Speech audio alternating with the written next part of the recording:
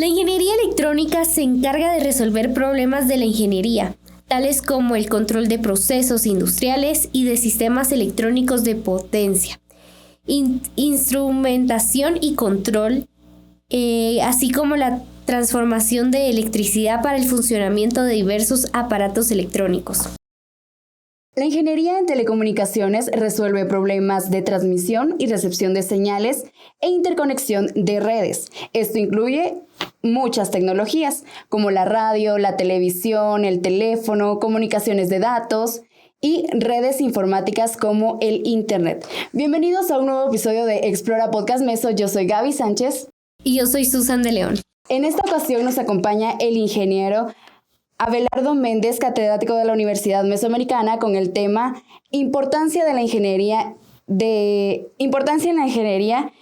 en electrónica y telecomunicaciones. Muchas gracias, ingeniero, por aceptar la invitación a este episodio de Explora Podcast Meso y formar parte de este proyecto. Y por supuesto, acompañarnos en esta ocasión. Gracias a ustedes por la invitación. ¿Y qué tal le parece si comenzamos con una preguntita ¿qué son las comunicaciones digitales? Bien, las comunicaciones digitales son aquellas que involucran el uso de procesos de digitalización. O sea, si vemos la manera en que nos comunicamos, por ejemplo, la conversación que tenemos ahorita, esa es una conversación análoga. Y la forma en que enviamos nuestra voz hacia el receptor va en un formato natural, las ondas de presión en el aire, variaciones en esa presión. Pero si yo quiero hacer que mi voz o una imagen de video viaje a través del espacio o a través de una red y llegue a un destino, ¿no?, que puede ser próximo o distante, es necesario un proceso de digitalización. Eso implica el uso de varias tecnologías en donde tomamos esos niveles de señal y los transformamos de ese formato natural a un formato de unos y ceros. Y posteriormente ya lo colocamos sobre una señal de portadora. Esa señal de portadora es una onda electromagnética que tiene una frecuencia mucho más alta que la que nuestra voz está emitiendo. Por ejemplo, la voz humana va de un margen de 20 Hz a 20 kHz. Mientras que el audio que llega a nuestra computadora, si lo quisiéramos enviar en ese formato, necesitaríamos antenas, por ejemplo, si fuese inalámbrico, antenas de unos 75 kilómetros de distancia, lo cual es físicamente imposible construir. Entonces, mediante procesos de modulación, que es como se nombra, se toma ese formato natural y se coloca sobre la señal portadora, que va a una frecuencia mucho mayor, lo cual permite crear antenas más pequeñas, usar cantidades de potencia requeridos para la transmisión mucho más bajas que las que se requerirían si se tratara de enviar en formato natural. En el caso de estas comunicaciones, pues, la voz es solo un ejemplo, el video es otro, pero también podemos enviar datos a través de nuestro teléfono, hacer navegación por internet. Y actualmente, pues, si tomamos como ejemplo el teléfono, pues creo que para lo que menos lo usamos es para llamadas telefónicas. La mayoría prefiere enviar audios o un mensaje corto, incluso archivos, documentos. Entonces ya el sistema de comunicación se tornó un poco más personal, ya no solamente enviar voz. El poder enviar voz, datos, video y otros formatos de información requiere que todo eso se agrupe y pueda enviarse a largas distancias, y para ello se utilizan procesos de digitalización. No sé si con eso... Bastante claro, ingeniero. ¿Usted nos podría comentar cuáles son los campos de acción que tiene la ingeniería en telecomunicaciones? Bien, ingeniería en telecomunicaciones como rama de la electrónica tiene bastante similitud en cuanto al área de acción. Nosotros podríamos tener tanto a un ingeniero en electrónica como en uno de telecomunicaciones en espacios que ocupan, por ejemplo, automatización industrial. Actualmente, no solo como consecuencia de la pandemia, que todavía estamos en el proceso, sino que ya previo a ello, muchos de los mecanismos de control han sido telemáticos. Tenemos el caso, por ejemplo, de la geotérmica acá en Quetzaltenango. Si bien hay personal de planta viendo que todo funcione adecuadamente, el control y la regulación de cuánto se está produciendo y la respuesta según la demanda no se lleva acá, sino que se hace desde donde se encuentran las empresas propietarias de la geotérmica. Sabemos que ellos pueden tener control desde Israel, por ejemplo. Si quisieran regular cuánto se está produciendo y monitorizar cuánto se está consumiendo, ellos lo pueden hacer fácilmente desde una estación telemática.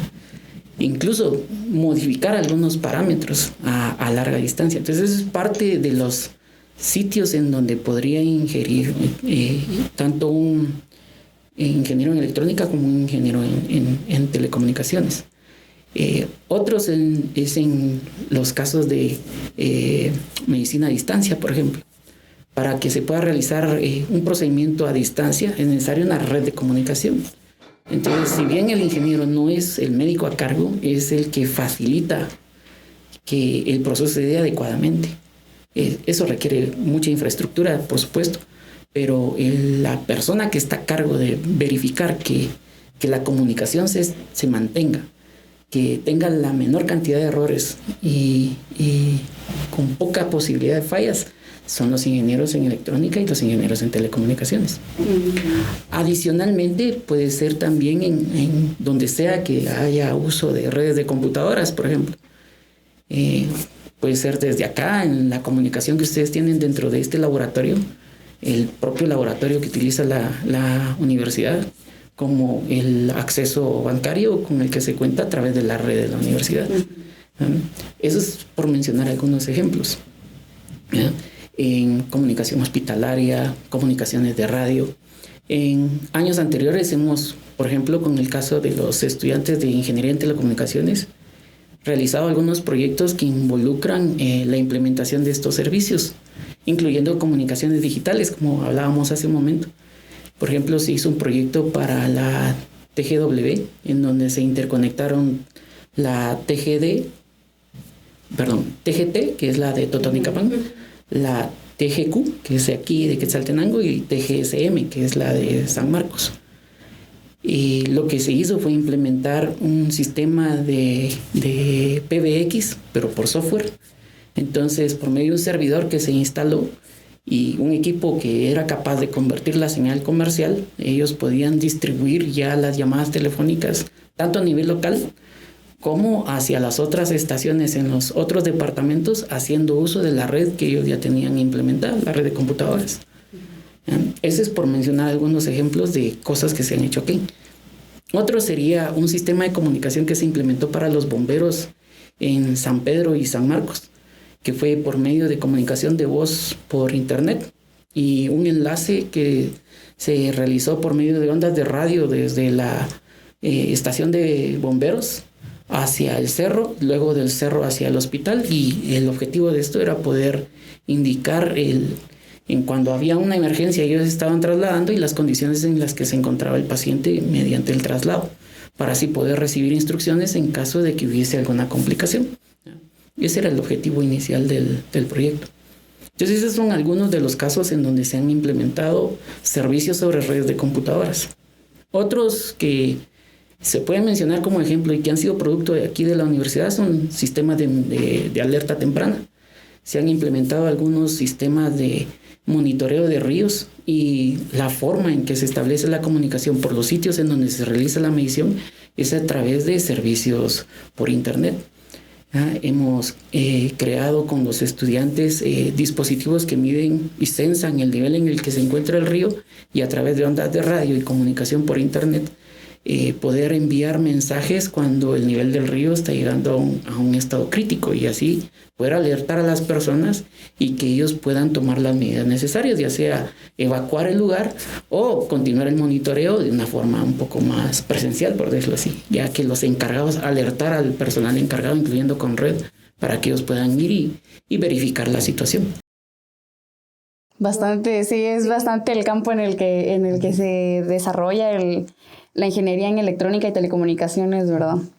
Sí. Y bueno, licenciado, ¿nos puede contar acerca de algunas diferencias entre un ingeniero en electrónica y un ingeniero en telecomunicaciones? Podría ser la principal, quizá el enfoque. Ingeniería electrónica se enfoca a, como decía, procesos de automatización, diseño. Diseñar no solo circuitos electrónicos o circuitos integrados, que aquí en Guatemala todavía no existe esa tecnología, pero sí se tienen las nociones básicas para poder entender cómo se da el proceso. Pero principalmente el diseño orientado a soluciones que involucran electrónica. Por ejemplo, podríamos hacer un monitoreo respecto al microclima dentro de esta estación para que se mantenga siempre en un nivel estable de temperatura, en caso de que de los aparatos así lo requieran o el estado personal. Pero el enfoque sería el diseño. Se puede llegar a la implementación, por supuesto, pero el que diseña cómo se van a dar las conexiones, qué variables son las que hay que medir, la forma en que tienen que ser procesadas, los dispositivos que se tienen que utilizar y la manera en que se va a entregar todo ese monitoreo que se realice y la forma en que se va a controlar, eso lo realiza un ingeniero en electrónica. Mientras que en el caso del ingeniero en telecomunicaciones, como rama de la electrónica, ellos se dedican al proceso de comunicación principalmente. No significa que no puedan hacer lo anterior, pero su especialidad es la comunicación. Si fuese necesaria una conexión de red, qué protocolos tienen que utilizarse dentro de la red, según los dispositivos que se van a utilizar, cómo vincular cada uno de ellos, qué tipo de cableado, cómo va a ser la infraestructura de red, si fuese necesario enviar esto por internet, qué es lo que se necesita. Eso lo realizaría un ingeniero en telecomunicaciones.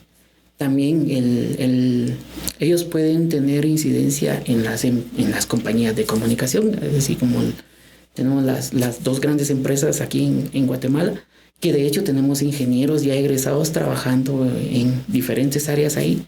Algunos elaboran en cuestiones de monitoreo de señal, potencia de señal, calidad del servicio, el número de usuarios.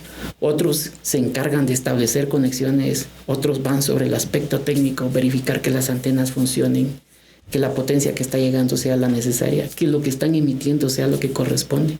En fin, hay hay muchas similitudes y algunas diferencias en ambas carreras, porque el fuerte de uno sería el diseño, manejo y control de las señales eléctricas, mientras que el del otro sería el enfoque de la comunicación.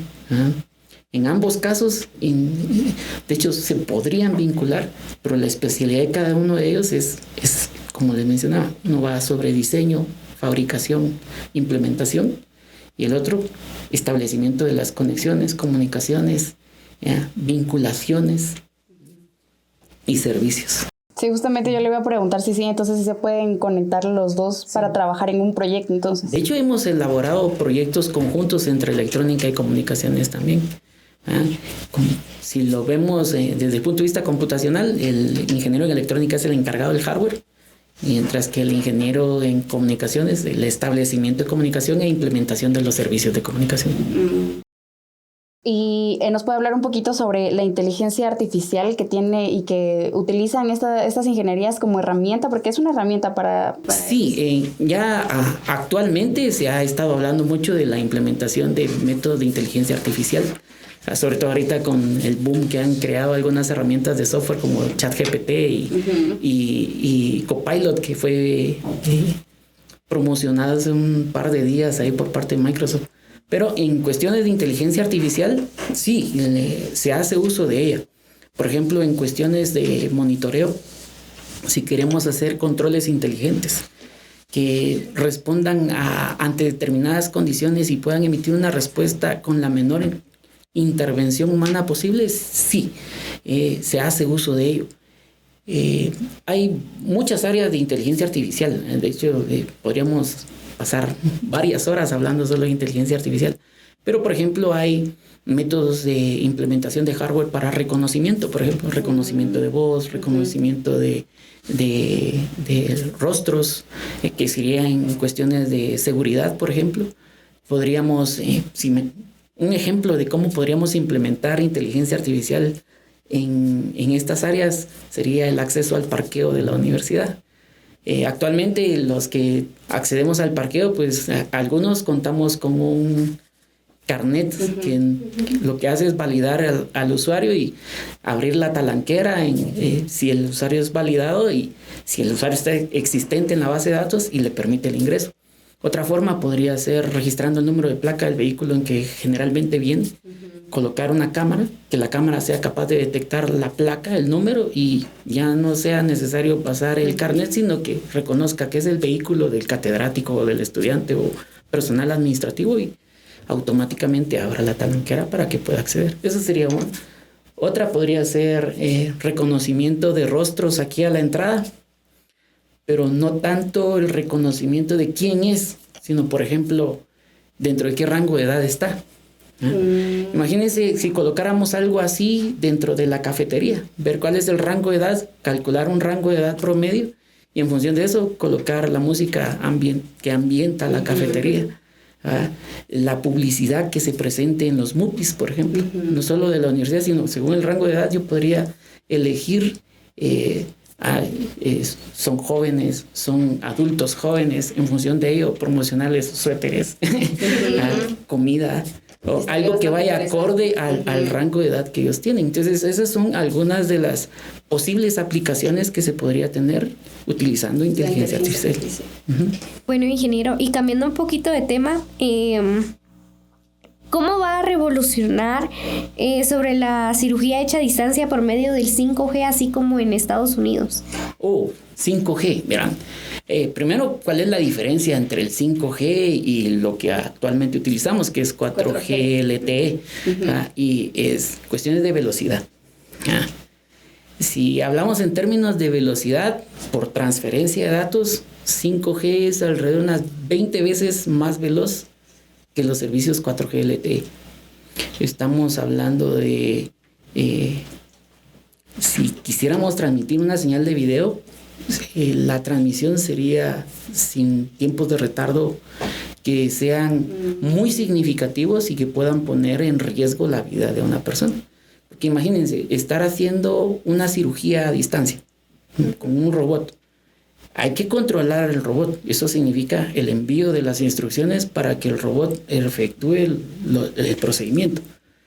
Adicionalmente, tenemos que estar captando video para poder verificar que la trayectoria del electrocauterio sea la apropiada, que la estructura anatómica que se está afectando sea la que corresponde.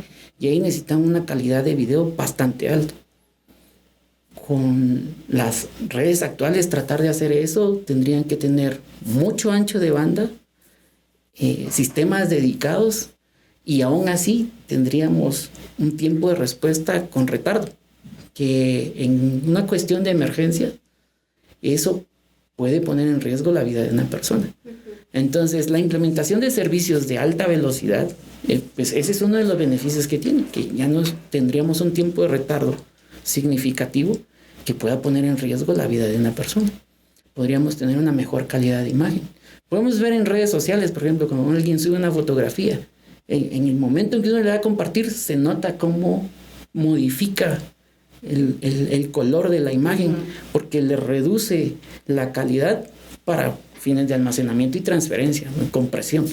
Y hacer eso en una cirugía a distancia podría ser de riesgo, ¿verdad? Porque el médico que está dirigiendo eso, porque los robots todavía no lo hacen de forma autónoma, alguien los tiene que dirigir. El médico necesita ver lo que está haciendo, y necesita que lo que está viendo tenga alta calidad. Entonces ahí es donde es importante que el servicio sea de alta velocidad. 5G tiene 3 rangos de velocidad o 3 tipos de cobertura. Una que es baja, que va en términos de frecuencia sería el espectro de 600 megas a 1 giga, que eso es útil en áreas rurales porque no hay muchos usuarios. Una que es intermedia, que va de los 2.5 gigas a los 6. Eso ya es más útil en áreas urbanas porque el ancho de banda es mucho mayor, hay más usuarios. Y la alta, que sería de alrededor de 24 gigas, que eso es para sitios muy poblados o estadios, por ejemplo, donde están transmitiendo las señales de los partidos y adicionalmente voz, comunicaciones de diferente índole. Entonces se necesita, mejor dicho, está sometido a mucha carga. Entonces se necesita un amplio espectro para transferencia de esa información. Lo mismo que ocurre en un procedimiento quirúrgico a distancia. Bastante interesante. Sí. Esto de las redes de 5G y 4G han tenido un tiempo de diferencia. ¿A qué se debe ese tiempo? Porque, por ejemplo, yo me recuerdo que hace unos años que salió el 4G y ahorita que están promocionando el 5G, ¿a qué se debe? O sea, además del estudio, ¿por qué se...? Es que 5G no solo es un cambio en la velocidad, eso requiere infraestructura. Entonces, para poder implementarlo, a nivel de usuario, los usuarios tendrían que tener equipos capaces de manejar ese tipo de velocidades, ese tipo de comunicación. Las redes instaladas tienen que tener también esa... Veamos una comunicación como un cuello de botella para los dispositivos lentos. O sea, la velocidad de un sistema de comunicación siempre le impone el dispositivo más lento. Entonces, yo podría tener, por ejemplo, un servicio de fibra óptica llegando a casa, pero si mis conexiones son por coaxial, no me sirve de nada tener fibra óptica porque el coaxial no permite transmitir a alta velocidad, no a la velocidad que llega una fibra. Lo mismo pasa con 5G. Requiere cambios en infraestructura, cambios en equipo, actualización de los equipos actuales. Y eso, además del tiempo, es una gran inversión y tiempo de reinstalación, cambios, actualizaciones, reconfiguraciones, instalación de algunos casos, nuevo cableado o nuevo sistema de distribución de fibra, porque principalmente fibra. Entonces, no es únicamente un cambio en velocidad, hay otro montón de cosas involucradas al respecto. Y como la mayoría de comunicaciones son inalámbricas, actualmente hay mucha comunicación inalámbrica, entonces el espectro a utilizar también está limitado. Entonces tienen, en el caso de los organismos que se encargan de regular esto, como la Superintendencia de Comunicaciones y el Ministerio de Comunicaciones, tienen que ver cómo licitar el uso de las frecuencias y cuánto es lo que se requiere y cuánto está permitido usar por cada compañía que vaya a implementarlo. O sea, hay un montón de situaciones adicionales detrás de la implementación de esas. Se espera que pronto tengamos el servicio, porque ya se hizo una prueba en el 2019, Claro hizo una prueba ahí presentando cómo era el servicio 5G, pero todavía se está trabajando en ello. Sí, desde plano sí, son muchos los factores, ¿verdad? Sí. Como usted mencionaba, no es nada más todo el estudio y todo lo que se tenga que hacer. Pero ingeniero, ya se nos ha acabado el tiempo. Le agradecemos muchísimo por aceptar nuestra invitación y por participar en este episodio. Gracias. ¿Alguna red social que usted quiera compartirle a los demás o alguna invitación que quiera hacer? Los invito a inscribirse a la carrera de ingeniería en electrónica o en telecomunicaciones, la que más les llame la atención. También tenemos ingeniería en sistemas. Pero esa sería la invitación a los que aún están evaluando a dónde dirigirse para su educación superior. En redes sociales me encuentran como ABMEN, casi en la mayoría. En Telegram y en Facebook estoy como ABMEN. Si alguien me quiere escribir porque tiene alguna duda, pues ahí estoy a la orden. Muchísimas gracias, ingeniero, y fue un gusto compartir con ustedes, amigos, el día de hoy. No olvides suscribirte y compartir a tus amigos este podcast. Te invitamos a que sigas a las redes sociales, se encuentran en la descripción de este podcast. Y fue un gusto compartir con ustedes hoy. Yo soy Susan de León. Y yo, Gaby Sánchez. Y esto fue Explora Podcast Meso.